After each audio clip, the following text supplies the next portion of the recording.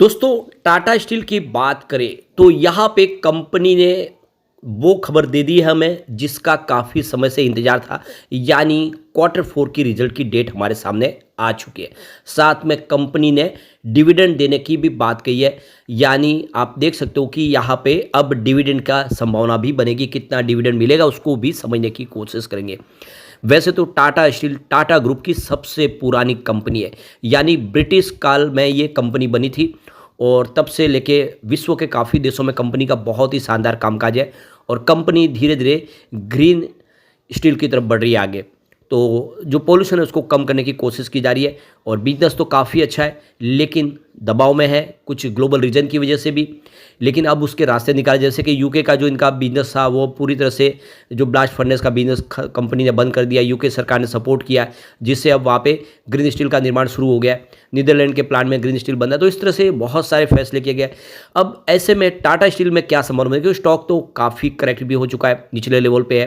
क्या आने वाले उसमें बेहतर करेगा। लेकिन फ्रेंड्स, उससे पहले अगर आप पहली बार हमारे चैनल पे आए तो चैनल को सब्सक्राइब कर दीजिए, एक बेल आइकॉन दबा दीजिए ताकि जब भी नया वीडियो बने पहला नोटिफिकेशन आपको मिले। वीडियो पसंद आए तो लाइक से जरूर कीजिए।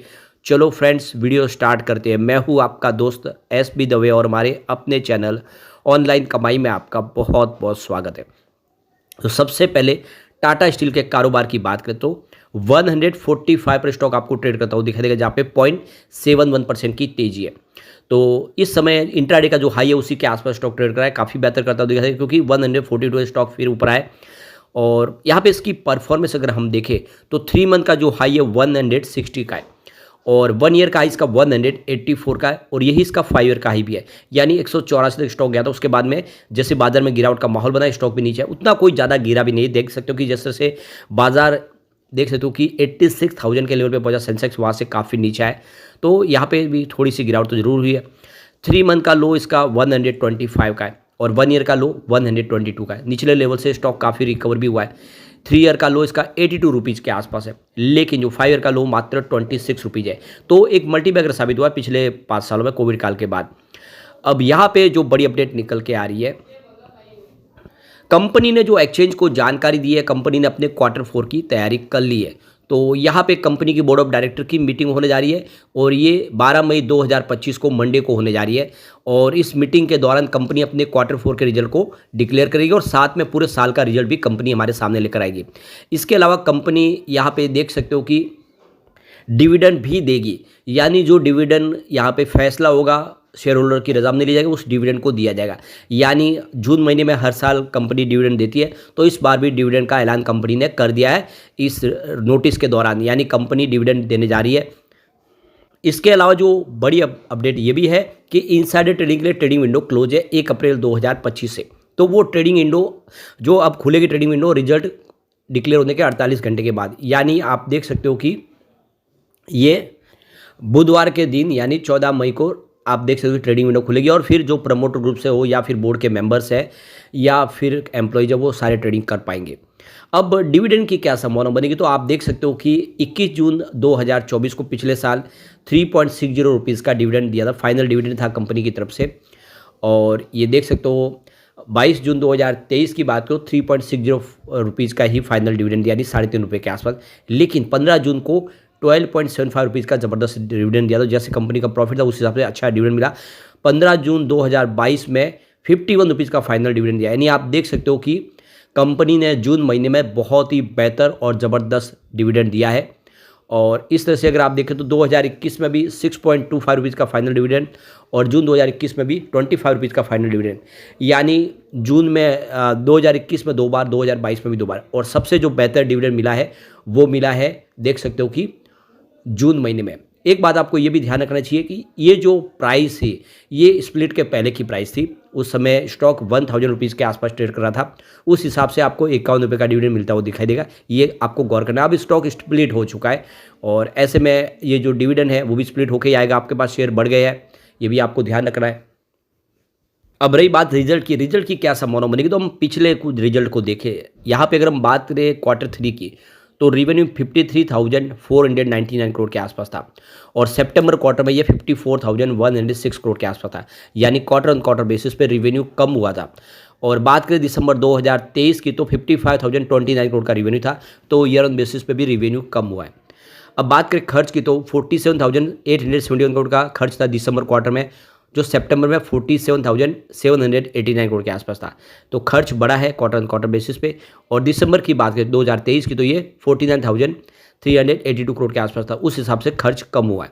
ऑपरेटिंग प्रॉफिट की बात कर ले तो 5,360 करोड़ का ऑपरेटिंग प्रॉफिट था दिसंबर क्वार्टर में, जो सितंबर में 5,701 करोड़ के आसपास था, यानी क्वार्टर ऑन क्वार्टर बेसिस पर ऑपरेटिंग प्रॉफिट कम हुआ। और बात करें दिसंबर 2023 को, ये 5,345 करोड़ के आसपास था। तो ये देख सकते हो कि ऑपरेटिंग प्रॉफिट लगभग एक जैसा ही था।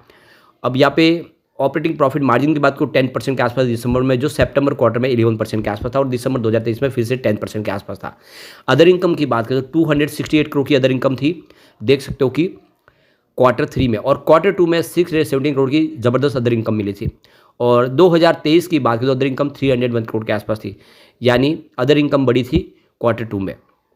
अब यहाँ पे प्रॉफिट बिफोर टैक्स की बात करें तो 1,672 करोड़ का प्रॉफिट बिफोर टैक्स बताया था क्वार्टर 3 में, और ये क्वार्टर 2 में आप देख लो कि 2,164 करोड़ के आसपास। तो इसमें अदर इनकम का भी बड़ा योगदान है, करीब 350 करोड़ की अदर इनकम एक्स्ट्रा हुई थी। और 2023 में ये 1,928 करोड़ के आसपास था प्रॉफिट बिफोर टैक्स। बात कर ले नेट प्रॉफिट की तो 296 करोड़ का नेट प्रॉफिट बताया क्वार्टर 3 में, और देख सकते हो कि क्वार्टर 2 में ये 759 करोड़ के आसपास है, क्वार्टर ऑन क्वार्टर बेसिस पे प्रॉफिट कम हुआ है। और पिछले साल सेम क्वार्टर में ये देखे तो 522 करोड़ के आसपास है, यानी यहाँ पे ईयर ऑन बेसिस पे भी प्रॉफिट कम हुआ। तो इस हिसाब से प्रॉफिट कम होने की वजह से आप देख सकते हो कि कंपनी ने जो डिविडेंड है वो भी थोड़ा कम दिया, लेकिन आशा है कि इस बार रिजल्ट बेहतर होगा। एक जो और बड़ी अपडेट निकल के आ रही है, BMW इंडस्ट्रीज़ को एक बड़ा यहाँ पे कॉन्ट्रैक्ट मिला है। तो यहाँ पे टाटा स्टील ने एक मेगा ऑर्डर दिया है, तो इसकी जो ऑर्डर की कुल वैल्यू 1,764 करोड़ की है, जबकि कंपनी का मार्केट कैप ही 1,244 करोड़ के आसपास है, यदि उसके जो मार्केट कैप से 40% ज़्यादा बड़ा ऑर्डर कंपनी को दिया है। तो ऑर्डर के दायरे में कंपनी की जमशेदपुर सुविधा में कॉइल्स का प्रोसेसिंग और ट्रांसफर शामिल है। BMW इंडस्ट्रीज़ ने एक्सचेंज फाइलिंग में कहा है कि ये ऑर्डर 31 मार्च 2029 तक पूरा किया जाना है। BMW इंडस्ट्रीज ने कहा है कि ये वर्क ऑर्डर की अवधि दौरान कंपनी के राजस्व में योगदान देगा। BMW इंडस्ट्रीज ट्यूबुलर पोल और संरचना और ट्रांसमिशन लाइन और टावर और रिवर के निर्माण में जुड़ी है, और टाटा स्टील से जुड़कर इस कंपनी को बहुत फायदा हो, काफ़ी बड़ा ऑर्डर मिला है। अब यहाँ पे एक बार हम इसके शेयर होल्डिंग पैटर्न को देख लेते हैं। तो यहाँ पे प्रमोटर की होल्डिंग 33.19% के आसपास जो अनचेंज है, लगातार बनी हुई है। अच्छी बात यह कि कोई भी गिरवी शेयर नहीं है प्रमोटर का, सारे शेयर यहाँ पे रिलीज किए हुए हैं। FI की बात करूँ कि 19.25% होल्डिंग थी सितंबर क्वार्टर में, दिसंबर में ये घट के 18.53% हुई, फिलहाल मार्च में 18.29% होल्डिंग है, यानी FI का निवेश हल्का सा कम हुआ है। बात DI की करें तो 22.59% होल्डिंग थी सितंबर क्वार्टर में, दिसंबर में ये बढ़ के 23.38% हो गई, और मार्च में 24.37% हुई, यानी DI लगातार हर क्वार्टर में निवेश बढ़ा रही है। इंडिया के जो बड़े फंड हाउस है वो जम के खरीदारी करे, वो पूरा भरोसा करे टाटा स्टील पे। बात म्यूचुअल फंड की करें तो 10.62% होल्डिंग थी सितंबर में, दिसंबर में ये बढ़ के 11.69% हो गई, और मार्च को आते आते 12.04% की होल्डिंग हुई, यानी म्यूचुअल फंड भी लगातार हर क्वार्टर में अपने निवेश को बढ़ा रहे हैं। यानी इंडिया के जो बड़े फंड हाउस हो या म्यूचुअल फंड, वो टाटा स्टील पे पूरा भरोसा करें। बात करें जनरल पब्लिक की तो 24.97% की होल्डिंग थी सितंबर क्वार्टर में, दिसंबर में ये घट के 24.90% तक आ गई, और मार्च आते आते आप देख सकते हो कि जनरल पब्लिक की होल्डिंग 24.15% पर आ गई। तो जनरल पब्लिक का निवेश लगातार घटा है, और DI और म्यूचुअल फंड ने जम के खरीदारी की है। ये इशारा है कि स्टॉक आने वाले समय बेहतर कर सकता है, टाटा स्टील कमाल कर सकता है, और अब रिजल्ट आने वाला है, साथ में डिविडेंड का भी फायदा है, निवेश के बारे में सोचा जा सकता है। लेकिन फ्रेंड्स, कोई भी इन्वेस्टमेंट करने से पहले अपने फाइनेंशियल एडवाइजर से एडवाइस ले ले, या अपना खुद का रिसर्च करें, क्योंकि मैंने वीडियो आपके एजुकेशनल पर्पज के लिए ही बनाया। वीडियो पसंद आए तो लाइक शेयर जरूर कीजिए और चैनल को सब्सक्राइब कर दीजिए। Thank you friends.